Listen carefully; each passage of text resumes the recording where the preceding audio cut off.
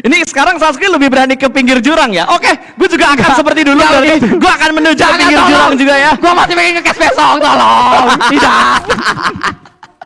Oke, kita bakal ngelihat kali ini huru-hara apa aja yang bakal terjadi di arah Sunhawk-nya. Dan ini udah gue bahas ketika kemarin gue lagi nobar ya. Jadi yang mau nonton gue nobar mungkin bisa ke YouTube berpasan. Ntar waktu gue lagi gak bertugas. Ketika gue lagi nobar kemarin, gue udah bilang hari ini pasti bakal lebih pasif daripada kemarin gue. Masuk terus, ya betul sekali, memang lebih pasif kalau kita menyaksikan di awal-awal. Karena memang kenapa nggak pasif, ada fight early game yang terjadi di bootcamp dan juga di Kenapa nggak Painan. pasif? Kenapa pasif? Oh, iya. Kenapa pasif? Karena ada fight di early game, bootcamp dan juga Painan. Saat ini semuanya damai. Ini juga yang mencirikan menuju ke akhir sebuah turnamen. Betul. Kalau kita menuju akhir sebuah turnamen, karena mereka sudah berulang kali memainkan di map tersebut, sudah berulang kali melawan tim yang sama, mereka akhirnya tahu rotasi mana yang aman. Itu membuat semua rotasinya aman. Itu juga yang membuat late game-nya masih banyak orang. Ya. Kecuali ada tim-tim yang tiba-tiba memancing peperangan. Mungkin seperti Bigetron Red Villains gitu ya. Sekarang udah mengontrol bagian perbukitan di arah sekitarnya Kagendra. Tapi belum ada baku hantam, baku tembak di antara kedua tim ini. Masih pengamatan aja yang dilakuin oleh Satar. Belum ada follow up juga dari anggota-anggota Bigetron. Walaupun udah terlihat di bagian minimap. Tapi tadi masih belum terlalu dempet. Sekarang udah mulai dempet. Tabrak atau muter kuy. Ya mungkin saja yang dipilih adalah pencarian informasi terlebih dahulu, berpasta belum langsung akan coba melakukan sebuah tabrakan. Seperti yang juga kita melihat dari PJV, pintar mereka untuk berupaya bergerak secepat mungkin dari area Painan. Walaupun saat ini sudah memasuki zona akan segera menutup, atau blue zone akan segera menutup di 2 menit lagi. Menuju ke area circle yang pertama dan akan membuat stage yang kedua nantinya. Joe Brenki kembali saat ini akan bertahan di area bootcamp terlebih dahulu. Mereka belum akan bergerak. Aura sudah mulai datang. Inilah kerugian saat kita berada di bootcamp terlalu lama. Sudah mulai banyak yang akan memantau. Betul, udah mulai ada pengintaian dari arah tim-tim lain juga. Apalagi dari bootcamp ada di bagian kurang lebih center lah ya. Atau nggak seperempat dari circle yang pertama tadi. Dan masih menunggu untuk menutupnya blue zone yang pertama. Karena kita masih melihat beberapa tim masih fokus untuk menentukan kira-kira checkpoint mana yang bakal mereka amankan. Ya, menarik juga kalau kita melihat dari GPBR Nexus yang tadi terpantau. Nexus ini baru saja memainkan 8 match selama PMPL Spring 2023. Hanya 8 match, kurang dari 10 match bahkan yang dimainkan oleh Nexus. Menarik mereka memberikan Nexus menit bermain di match pertama ini. Pemain yang tidak banyak bermain tapi justru diberikan saat menit-menit krusial atau saat situasi genting. GPBR sangat butuh poin. Mungkin GPBR sudah mulai di sisi yang lumayan ikhlas menerima apa yang mereka dapatkan. Ikhlas ya? Ya udahlah, Nexus diberikan menit bermain aja. Oke. Di saat tim lain mendapatkan WWCD, di saat tim lain mendapatkan elimination, GPBR mendapatkan hikmahnya. Betul, mendapatkan hikmah dan mendapatkan persiapan untuk season-season berikutnya. Ya. Sebelumnya lagi lah. Oke, kita ngelihat kali ini Babi yang ngegas banget di 2 hari pertama. Karena habis itu Babinya mulai menunduk lagi. Itu, wah kuy, hari pertama gue baru lihat Babi ngedanga. Ya, Babi kan bisa nunduk. Betul. Ini hari pertama, hari kedua untuk 2023 PMPL di Spring itu Babinya nganga, ya ngedanga. memang cukup baik apa yang ditunjukkan oleh pemain-pemain dari tim asal Jawa Tengah atau tim asal Semarang kalau kita ngomongin kotanya. Mungkin dari zaman dulu orang-orang mengenal Semarang dengan lumpianya, lalu mengenal Semarang dengan lawang sewunya. Saat ini orang-orang mengenal Semarang dengan babinya. Betul sekali. Gue udah tahu banget arahnya kemarin nih. Sumpah, otaknya Sanski sudah terbaca, bro. Lucu banget Ya, tapi Babinya emang terkenal banget ya. Ini Babi yang bisa membawa prestasi gitu. Karena ini bisa dibilang kayak tim yang membuktikan diri dari regionnya mereka, dari daerahnya mereka untuk membuktikan kualitas mereka di PMPL. Ya, dan juga saat ini kita melihat dari area circle ternyata kembali menuju ke arah Pulau B seluruhnya, sehingga semua tim yang masih ada di Pulau A, masih ada di Pulau C harus segera melakukan sebuah penyeberangan. Hanya ada beberapa titik untuk melakukan penyeberangan sehingga harus memilih titik mana yang kemungkinan besar tidak ada orangnya. Tuk-tuk digunakan oleh Flekido. Rosemary kembali menjadi pemain pertama yang hilang dari alter ego. Rosemary diharapkan bisa mendatangkan elimination. Justru Rosemary menjadi elimination untuk tim-tim lain. Ya, entah apa yang terjadi gitu. Padahal kita sempat ngelihat bahwa Rosemary ini sempat bermain buruk, tapi kali ini kayaknya udah mulai gacor lagi permainannya dia.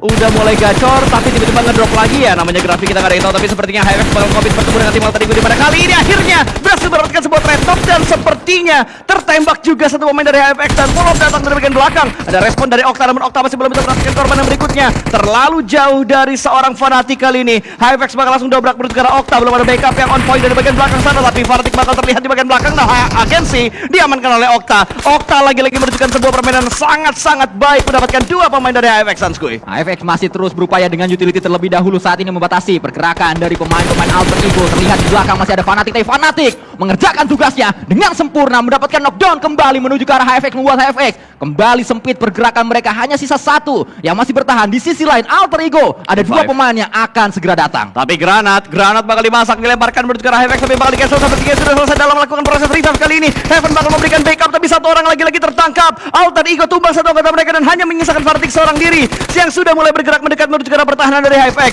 1 lawan 2 kali ini cukup low SP, berhasil mendapatkan satu, reload dilakukan tapi timingnya tidak tepat. Sinon berhasil memulangkan Alter Ego Ares menuju ke arah lobby. Beli martabak di Kalibata. Cakep. HFX nembak, Alter Ego rata.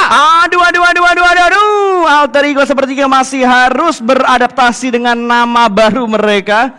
Wow, masih belum terlalu efektif ternyata nama baru yang mereka punya sekarang, Ares. Sangat disayangkan, padahal kalau kita melihat admin dari sosial media Alter Ego atau yang sering dikenal dengan DAO, ya, kemarin bikin postingan kalau Alter Ego Ares siap all in di minggu yang kedua. Singkatan Ares itu apa?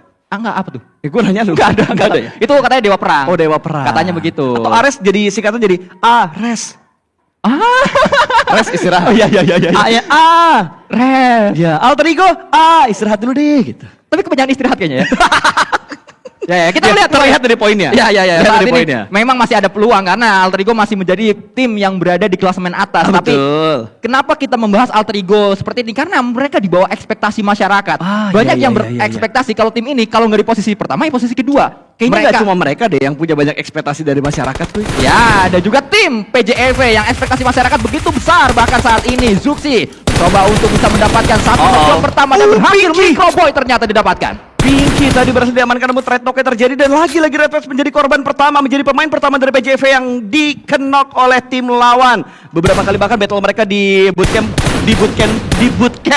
menjadi sejarah bahwa Red Face selalu menjadi pemain pertama yang di-knockin oleh Pygmy. Sangat disayangkan tadi Microboy bisa mendapatkan satu pemain, tapi balasannya juga sakit menuju ke arah Red Face. Geo saat ini pemain dari tim BNW ingin menjadi terparty nampaknya BNW di area pertempuran. BNW datang cukup terlambat, tapi mereka berada di area yang cukup sepi. Bahkan BNW masih memiliki sebuah pilihan untuk menuju ke pertigaan di sebelah kiri mereka. Ya, entah arah mana yang bakal mereka ambil nanti karena beberapa rotasi mereka terganggu oleh tim lain lagi, dan GPBR sekarang masih menghantui permainan dari PJV, di mana Lynx juga masih mencari informasi lagi menuju ke arah GPBR-nya, dan Zuxi tadi mulai menggerakkan vehicle-nya. Red Face masih proses untuk diselamatkan karena agak-agak sedikit jauh dari posisi pemain-pemain PJV yang lainnya, tapi sudah mulai mendekat satu mobil menuju ke arah seorang Red Face, di mana Zuxi yang bakal menyelamatkan. Sementara Microboy dan Lynx punya tugas berat untuk membackup dua orang yang lagi dempetan ini. Ya, padahal kita tahu bersama Red Face merupakan dari All Season Terminator, dia di posisi kedua di bawah Zuxi. Tapi hal tersebut tidak terlalu terlihat saat Red Face menuju ke arah PJEV.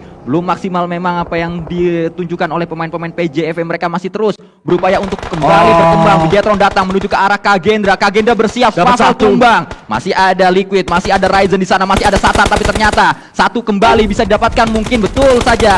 Ternyata itu Spavel yang dipulangkan. Satu lagi tadi knockdown, itu adalah Liquid.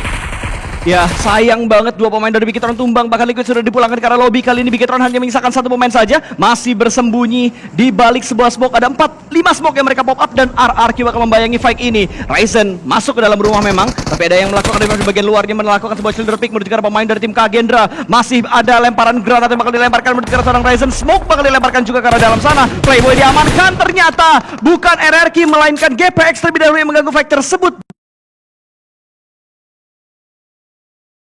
Dan Bigetron Red Villains menjadi tim pertama kembali yang dipulangkan di Sunhawk ke arah lobby. Kembali belum ada pertambahan poin untuk Bigetron Red Villains, dan Tusun menjadi sahabat lekat untuk Bigetron di minggu yang kedua karena berulang kali kita melihat hal tersebut. Bukannya naik peringkat, justru terus turun peringkat dari Bigetron. Ya, sangat disayangkan apa yang terjadi sebenarnya dari Bigetron Red Villains kali ini, karena mereka potensi